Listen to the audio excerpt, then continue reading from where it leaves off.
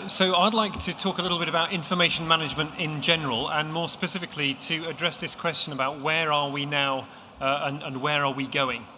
And so I'd like to do that firstly by setting a bit of context and addressing the high-level question, but then digging into what digital transformation is and what we're doing around the information management framework and the National Digital Twin.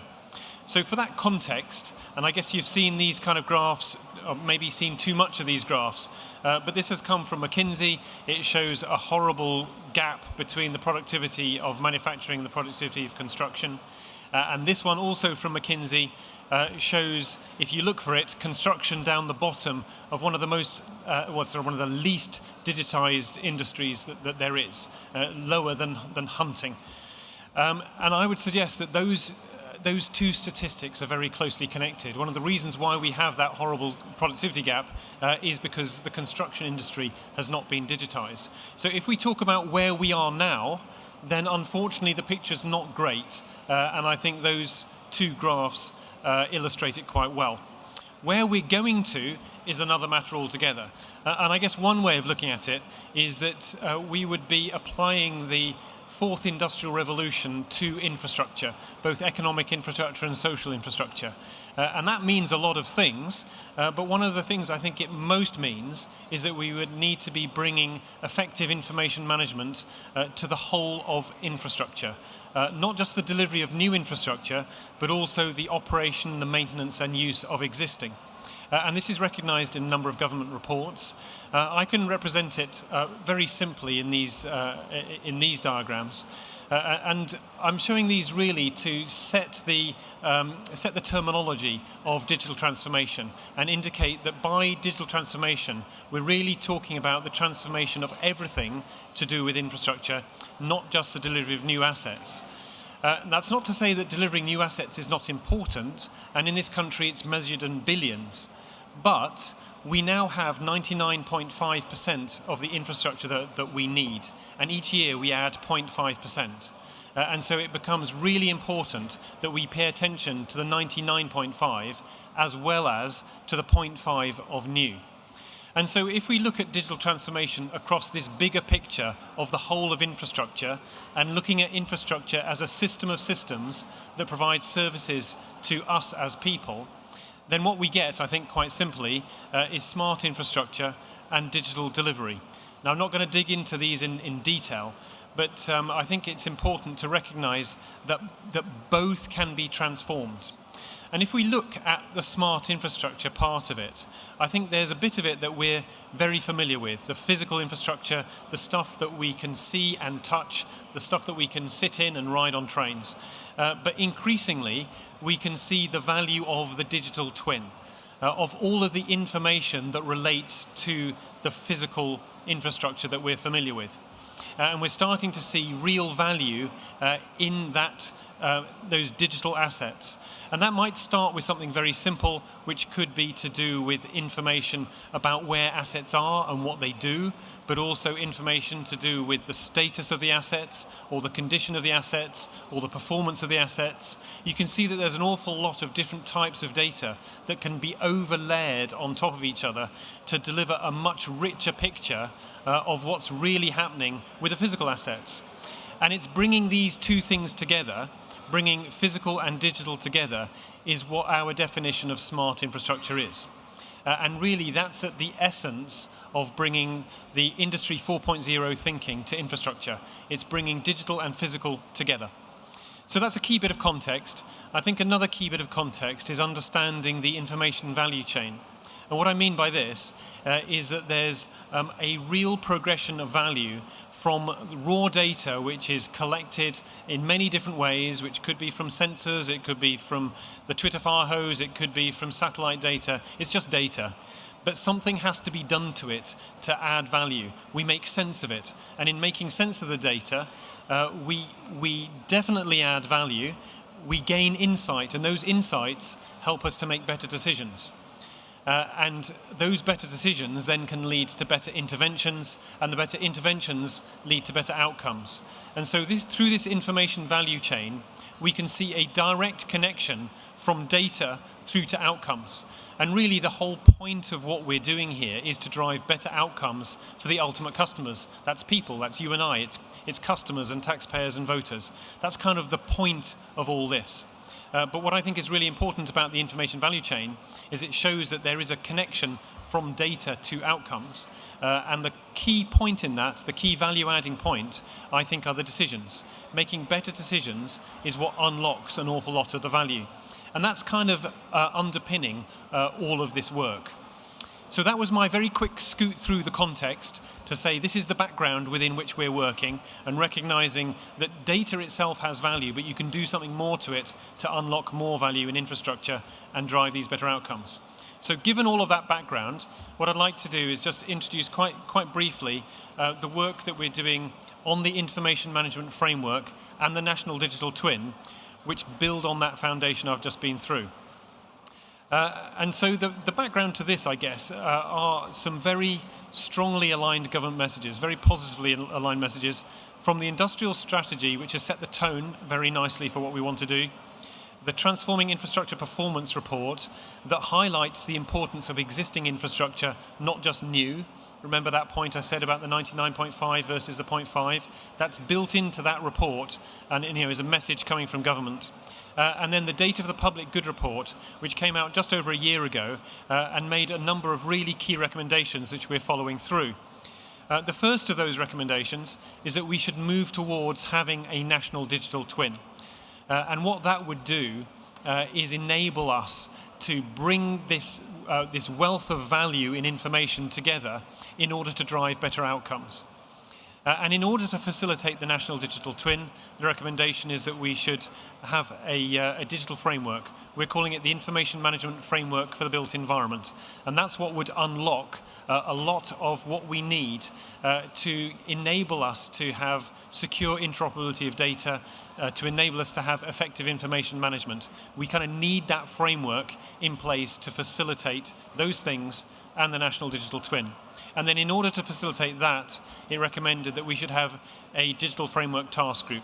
And that's what Alexandra introduced me as the chair of that digital framework task group. And in fact, we've come just now hot foot from the most recent DFTG meeting. So those are the recommendations. And what we did during 2018, shortly after our formation, our official formation in July of last year, was come up with the Gemini Principles report that Alexandra mentioned. And what that paper does is outline the key definitions that help us to move forward. Definition of a digital twin in the context of the built environment, and also the national digital twin. And then also to set out those values that we can carry with us on the journey towards this information management framework. So if we look first at the definition of the digital twin, what we're really saying is that it's a digital representation of something that's physical. But the key thing is, and what makes it different from any other model, is this connection going both ways. The data comes from the physical twin to the digital, and then some kind of intervention goes back from the digital to the physical. And it's that two-way connection that makes it a digital twin. It doesn't have to be a live data flow. The refresh rate can be at less than a millisecond kind of level. The important thing is it's connected, not necessarily that it's live. And then you can see that information value chain that I mentioned earlier on, absolutely intrinsic to the digital twin, where from data you get the insights, from the insights you get the decisions, from the decisions you get the interventions, and from the interventions you get the outcomes. And it's all built into the thinking of the digital twin. So that's a digital twin, but what about a national digital twin? Well, what that isn't is a massive model of everything. That's not the national digital twin. The national digital twin is an ecosystem of connected twins.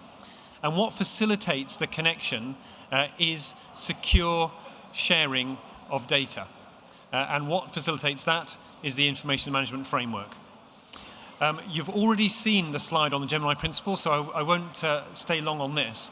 But I would commend that paper to you, and we'd be really interested in your thoughts and your feelings around it, because what that's trying to do is start to create some consensus in our industry on what we mean by digital twins and the kind of values that we should take with us on the journey. So be really interested in your feedback.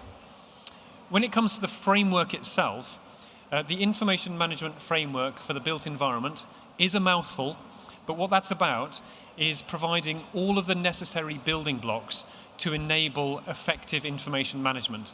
And what that will mean is that it will enable this secure, resilient data sharing, and that will help to facilitate the national digital twin. So I think at that theoretical level, it's all really simple and really nicely tied together. The difficult thing is how do we make that actually happen? And so in order to do that, we were asked to come up with a roadmap, a very simple, logical strategy map to help us to get from where we are to where we want to be. And so we were tasked with coming up with that roadmap during 2018. We've now done that. We're about to publish it, hopefully during this month. But just to give you a sneak preview of it, it has 5 streams, and the streams are logically connected together, starting with an overall approach and how do we approach the overall issue of moving towards an information management framework. The governance, which is all to do with how we manage the development and adoption of it. The commons, which is where the standards sit, the bit that needs to be common to all. Even if you're in different sectors, there's going to be some kind of standards which sit in common to all. The enablers, which is all about addressing potential blockers and putting in place mitigation to address them before they become blockers. And then the change piece, which is all about helping to get genuine adoption across the whole of the industry. And the industry is obviously multi-sector. So those are the streams of the roadmap. And the way they fit together is in a strategy map. So you can see them expressed as streams there. And then within each stream, we have a number of components which are connected together. They can work in parallel, but the idea is that they help us to get from where we are to our desired future state, which is the vision for Digital Built Britain. It's the very same thing. And what lives up there is effective information management across the whole built environment. So that's what the roadmap looks like in a kind of diagrammatic form. What it looks like in reality is on the next slide. But I have to tell you, it's designed for printing out as A3. It doesn't work as a slide, so you'll just see that it exists. That's what it looks like. It's very pretty, and it's easy to engage with. So hopefully you will engage with it and come back with feedback when it's published later this month. And crucial to making all of this happen, I guess, is the change piece. Once we've come up with a wonderful framework, how do we get the industry to change? And so a key part of that is really to kind of get on the back of the way things work in the industry anyway, and to be very pragmatic, to recognize that there are already early adopters who are already developing digital twins. And what we want to do is to work with them, help them to be successful, help them to have secure interoperability.